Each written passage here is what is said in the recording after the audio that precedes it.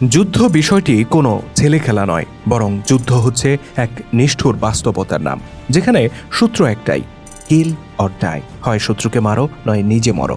আজকে আমি যে ঘটনাটি উল্লেখ করতে যাচ্ছি তা হয়তো আপনার কাছে গাল গল্প বা কেচ্ছা কাহিনী মনে হতে পারে, বাট বিলিভ মি, আমি যে ঘটনাটি তুলে ধরতে যাচ্ছি তা কোনো গাল গল্প নয়, বরং একটি ঐতিহাসিক সত্য ঘটনা। যুদ্ধের ময়দানে একটি বাহিনীর মনোবল, আত্মবিশ্বাস, জয় পরাজয় ইত্যাদি সবকিছু অনেকাংশেই নির্ভর করে ওই বাহিনীর সর্বোচ্চ কমান্ডার অর্থাৎ সেনাপতি যিনি তার উপর।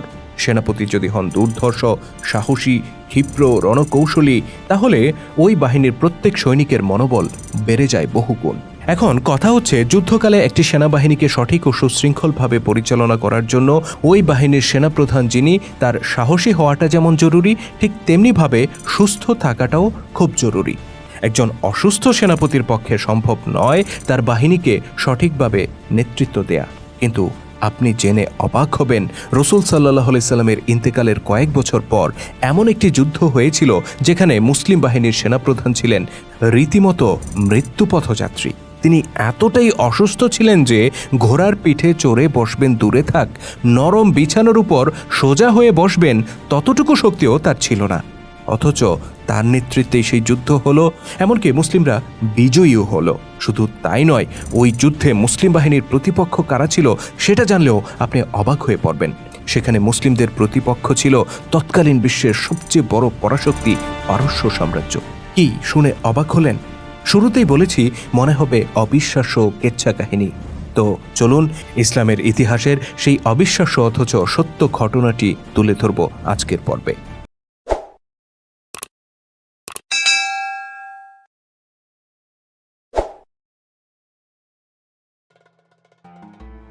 এটা ছিল কাদিসিয়ার যুদ্ধের ঘটনা। মহানবী হযরত মুহাম্মদ সাল্লাল্লাহু আলাইহি সাল্লামের ইন্তেকালের প্রায় 5 বছর পর ইসলামের দ্বিতীয় খলিফা হযরত ওমর রাদিয়াল্লাহু তাআলা আনহুর শাসনামলে এই যুদ্ধ সংঘটিত হয়। ইরাকের কাদিসিয়া নামক স্থানে যুদ্ধটি হয়েছিল বিধায় এর এরূপ নামকরণ করা হয়। কাদিসিয়ার যুদ্ধে মুসলিম বাহিনীর সেনাপতি ছিলেন রাসূল সাল্লাল্লাহু আলাইহি সাল্লামের প্রিয় সাহাবী সাদ বিন আবু ওয়াক্কাস রাদিয়াল্লাহু তাআলা আনহু। এতে মুসলিম বাহিনীর সৈন্য সংখ্যা ছিল সর্বসাকুল্যে ৩৮,০০০। অন্যদিকে পারস্য বাহিনীতে ছিল ১,৬০,০০০ সেনা। চিন্তা করা যায়, একদিকে মাত্র ৩৮,০০০, অন্যদিকে ১,৬০,০০০। আশ্চর্যের বিষয় হচ্ছে, এই ৩৮,০০০ মুসলিম যোদ্ধা সেদিন ১,৬০,০০০ পারস্য সৈন্যকে পরাজিত করেছিল। শুধু তাই নয়, তারা পারস্যের এই রাজকীয় বাহিনীকে এমনভাবে কচুকাটা করেছিল যে সেই ধকল সহ্য করে পারস্য সাম্রাজ্য আর কোনোদিন মেরুদণ্ড সোজা করে দাঁড়াতে পারেনি।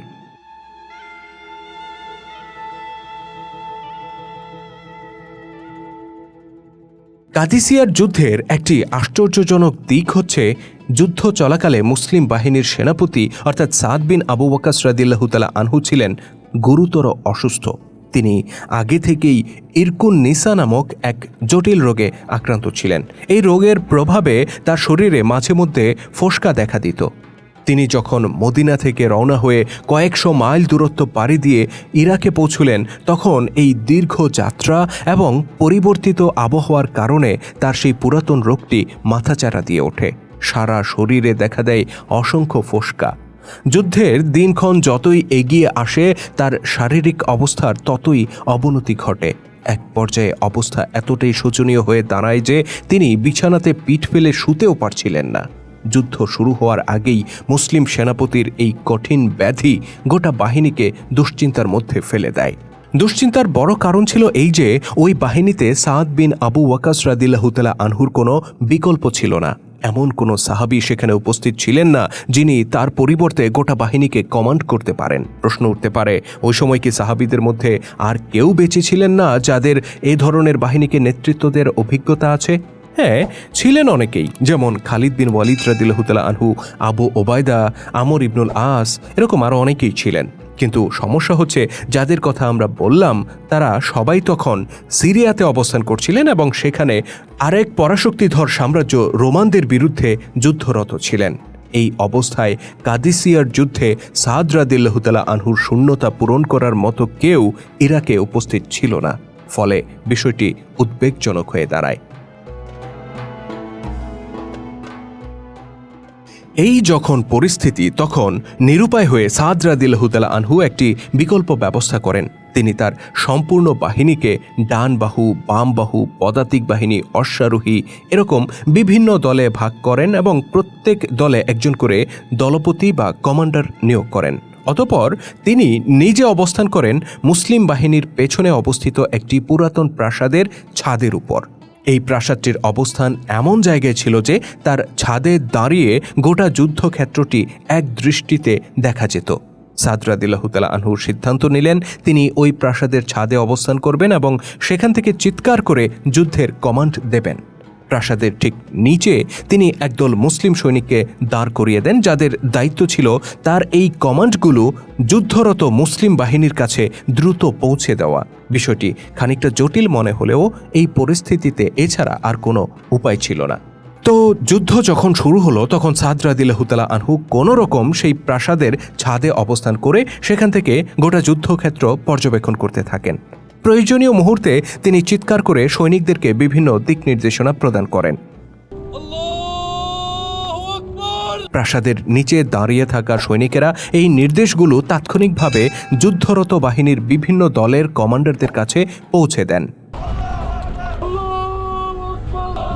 টানা 4 দিন ধরে চলতে থাকে পারস্য সাম্রাজ্যের বিরুদ্ধে মুসলিমদের এই সর্ববৃহৎ যুদ্ধ।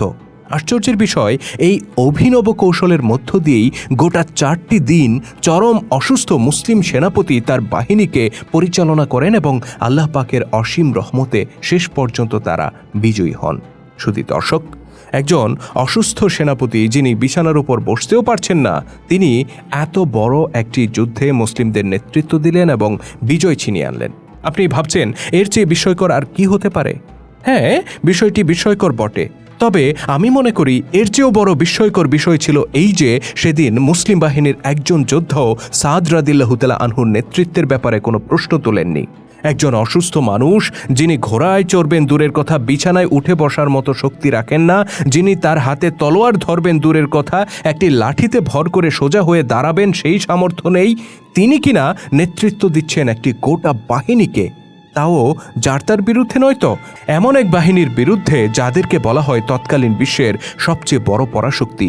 সংখ্যার দিক থেকেও এই প্রতিপক্ষ ছিল 4 গুণ শক্তিশালী।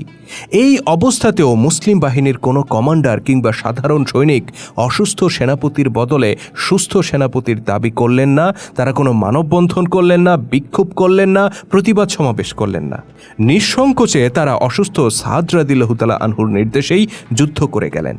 এটা মুসলিম বাহিনী না হয়ে অন্য কোনো বাহিনী হলে সম্ভব হতো কিনা, এ ব্যাপারে অন্তত আমার সন্দেহ আছে। কাদিসিয়ার যুদ্ধের এই ঘটনার মধ্য দিয়ে একটি বিষয় প্রমাণিত হয়েছিল, তা হচ্ছে তৎকালীন সময়ে মুসলিমদের সামরিক বিজয়গুলোর জন্য অনেকে খালিদ বিন ওয়ালিদ রাদিয়াল্লাহু তাআলা আনহুর ব্যক্তিগত দক্ষতা ও যোগ্যতাকে কারণ বলে মনে করতেন। কিন্তু কাদিসিয়ার যুদ্ধের মধ্য দিয়ে প্রমাণিত হয় খালিদ কিংবা অন্য কারো ব্যক্তিগত যোগ্যতা নয়, বরং মুসলিম বাহিনীর সামগ্রিক দক্ষতা, নেতৃত্বের প্রতি তাদের আনুগত্য, আল্লাহর পথে তাদের শহীদ হওয়ার যে তামান্না এবং সর্বোপরি মহান আল্লাহ পাকের সাহায্যই ছিল তাদের এসব সামরিক বিজয়ের আসল কারণ। কাদিসিয়ার যুদ্ধের এই ঘটনাগুলো আপনার কাছে কেমন লাগলো কমেন্ট করে জানাতে ভুলবেন না।